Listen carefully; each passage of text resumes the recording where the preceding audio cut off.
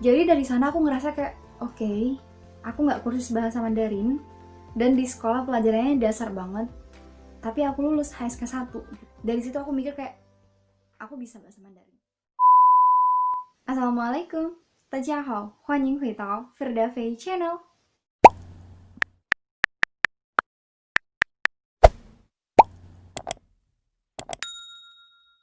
Oke, jadi di video kali ini aku bakalan bahas tentang bagaimana awal mula aku belajar bahasa Mandarin gitu kan. Dan menurut aku video ini insya Allah bisa memotivasi kalian, teman-teman yang baru belajar bahasa Mandarin. Karena yang kita tahu bahasa Mandarin itu susah banget. Dari segi apapun, mau dari segi tulisan atau segi apapun, bahasa Mandarin itu susah. Dan pastinya sebelum kalian tonton video ini, jangan lupa kalian di like videonya dan pindah ke subscribe channel ini. Dan jangan lupa juga share ke teman-teman kalian video ini. Nah, jadi aku mau bilang sama kalian kalau aku belajar bahasa Mandarin itu dari nol banget gitu kan. Dan setiap orang yang belajar bahasa Mandarin pasti punya ceritanya masing-masing gitu. Dan aku juga ada cerita aku sendiri, versi aku sendiri gimana aku belajar bahasa Mandarin, yang dimana bahasa Mandarin ini susah banget gitu kan.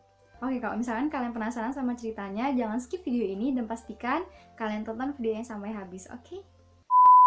Oke, jadi sebelumnya aku mau kasih tahu kalian kalau aku belajar bahasa Mandarin itu udah sejak dari SMA. Nah, SMA aku tuh ada 3 jurusan, jurusan bahasa, jurusan IPA, jurusan IPS. Tapi di 3 jurusan ini ada yang namanya bahasa unggulan, bahasa reguler, IPA unggulan, IPA reguler, IPS unggulan, IPS reguler gitu.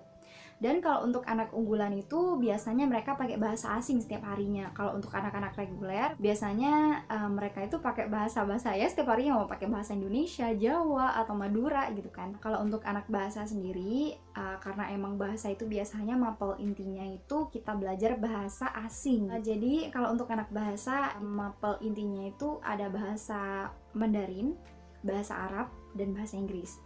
Nah, kalau untuk anak bahasa unggulan itu mereka setiap harinya pakai bahasa Mandarin, Arab, dan Inggris. Nah, jadi dibagi-bagi gitu loh, misalnya kayak dari hari Senin sampai hari Rabu bahasa Inggris, Kamis, Jumat bahasa Mandarin, Sabtu, Minggu itu pakai bahasa Arab gitu. Jadi kayak dibagi-bagi gitu. Tapi itu wajib banget untuk anak unggulan, untuk anak bahasa unggulan, pakai 3 bahasa asing itu setiap harinya gitu. Nah, kalau untuk anak IPA sama IPS, mereka itu setiap harinya cuma pakai bahasa Arab dan bahasa Inggris aja gitu.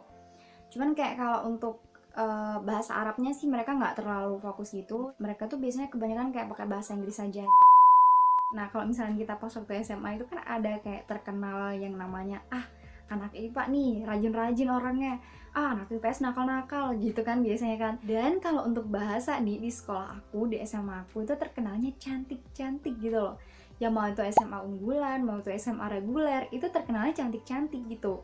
Nah, jadi pas waktu SMP, karena emang aku nggak suka sama pelajaran matematika, akuntansi gitu ya, jadi IPA sama IPS skip aja gitu kan. Aku mau masuk bahasa aja gitu. Dan waktu itu masih mikirnya kayak, dan bahasa juga terkenal cantik-cantik gitu kan. Dan emang menurut aku cantik-cantik, mereka itu pada make up gitu loh, mau kayak misalkan mau ke sekolah gitu kan, terus mau jalan kemana, mereka tuh pada make up dan stylish banget gitu loh, anak-anak SMA jurusan bahasa gitu. Dan juga kerennya nih, misalkan kita ketemu anak bahasa unggulan di kantin gitu ya, atau di mana gitu, mereka itu pada kayak ngomong pakai bahasa Mandarin gitu loh. Kayak menurut aku keren banget gitu. Waktu itu kayak aku kayak oke, fix aku mau masuk jurusan bahasa gitu.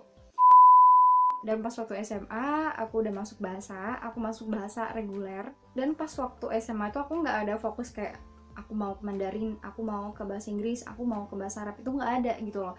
Jadi aku netral aja gitu, yang penting aku masuk bahasa, terkenal cantik, udah gitu. Dan pas waktu itu udah setengah tahun aku di bahasa kelas 1, dan kebetulan ada teman aku, dia ngajak untuk ikut ujian HSK, dan itu HSK 1, dan dimana waktu itu masih ngerasa kayak susah banget ya. Dan teman aku itu dia udah kursus bahasa Mandarin juga gitu, sedangkan aku nggak kursus gitu loh.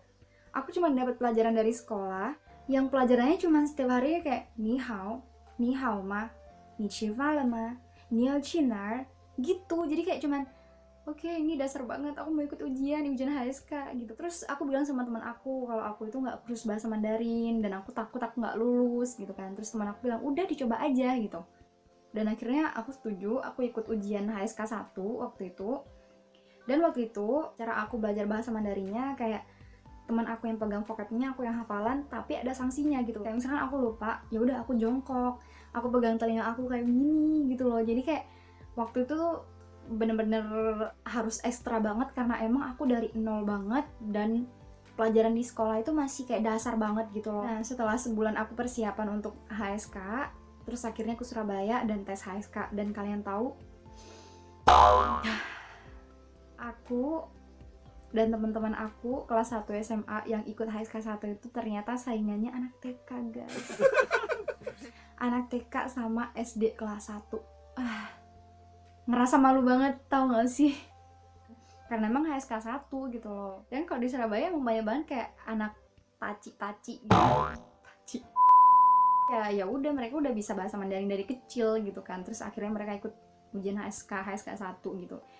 Ya waktu itu aku ngerasa kayak ya udah nggak apa-apa lah, lagian ini kan juga percobaan biar aku juga tahu ujian HSK tuh kayak gimana gitu. Setelah selesai ujian kita harus nunggu 1 bulan baru keluar hasil kita gitu, hasil ujian tes HSK kita gitu kan. Nah setelah keluar hasilnya di situ aku kaget banget. Kenapa?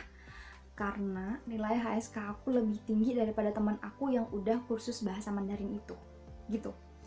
Jadi dari sana aku ngerasa kayak oke, aku nggak kursus bahasa Mandarin dan di sekolah pelajarannya dasar banget, tapi aku lulus HSK 1 gitu. Dari situ aku mikir kayak aku bisa bahasa Mandarin.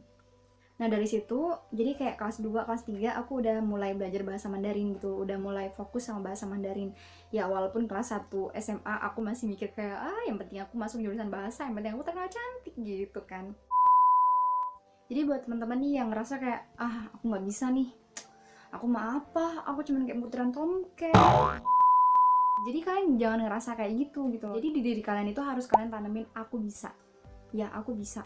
Walaupun teman kalian itu udah kayak di atas kalian itu juga pasti bisa gitu loh. Dan yang perlu kalian harus pegang adalah kata-kata adalah papu ganang, pianceng ganang. Oke, jadi itu aja video yang bisa aku share kalian. Semoga video yang bermanfaat. Dan pastinya jangan lupa di subscribe channel ini biar aku tambah semangat buat video-video yang bermanfaat lainnya. Dan jangan lupa juga di like videonya. Dan buat teman-teman yang baru belajar bahasa Mandarin dan juga yang mau ikut ujian HSK, kalian bisa. Semangat, jayo, bye bye, 再见.